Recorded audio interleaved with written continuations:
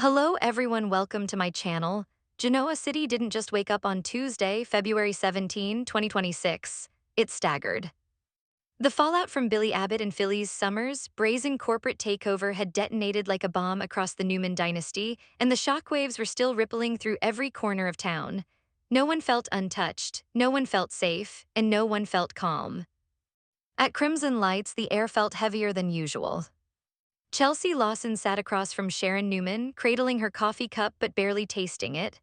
The normally lively cafe buzzed softly around them, but their table felt like a confessional booth. Chelsea hesitated before speaking. I keep thinking about Mariah, about Dom. What was she thinking? What did she expect would happen? The words hung between them like a slap.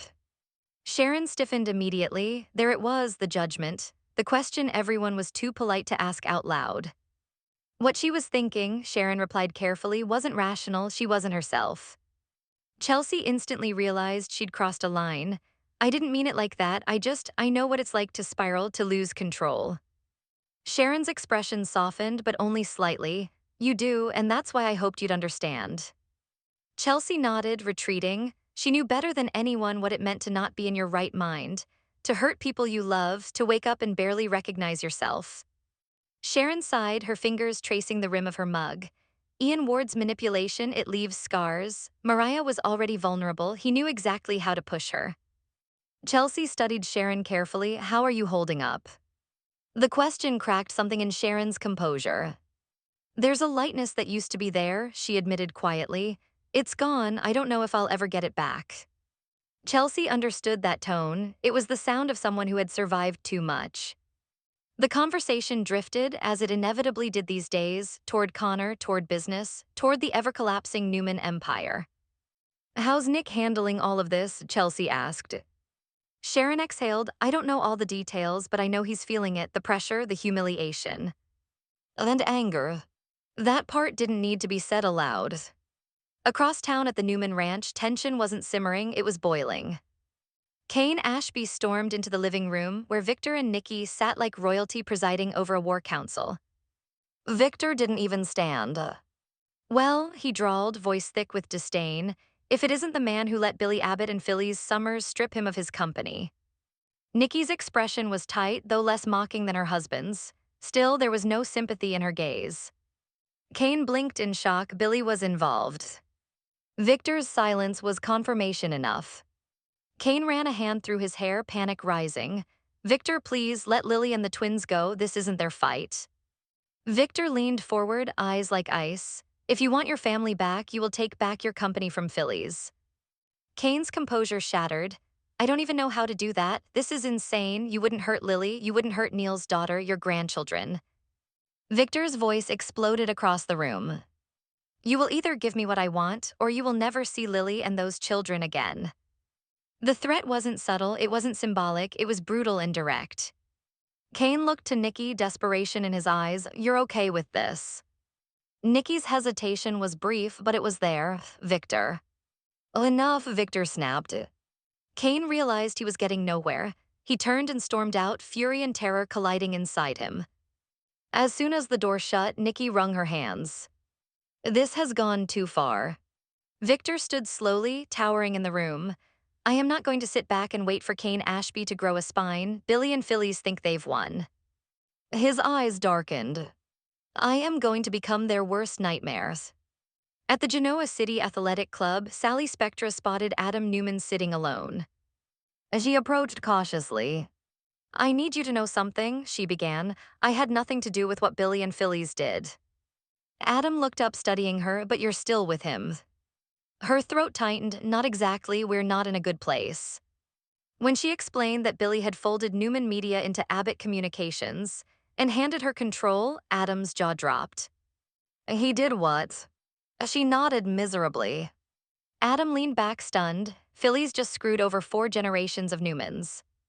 There was a flicker in his eye, reluctant admiration. It's bold. But it won't last, he continued. My father will crush them. His gaze sharpened. Did Billy screw you over too? Sally shifted uncomfortably. No. Adam scoffed. You put up with his selfishness.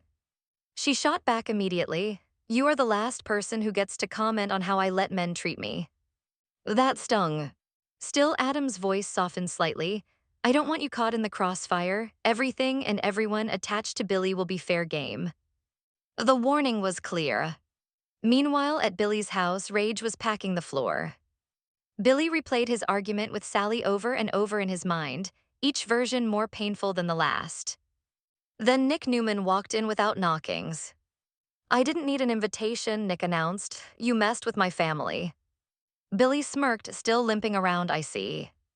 Nick's jaw tightened, you're an idiot. The insults escalated fast. Billy mocked his leg again, crude, childish, but effective. Nick stepped closer, threatening. Billy laughed, this feels good.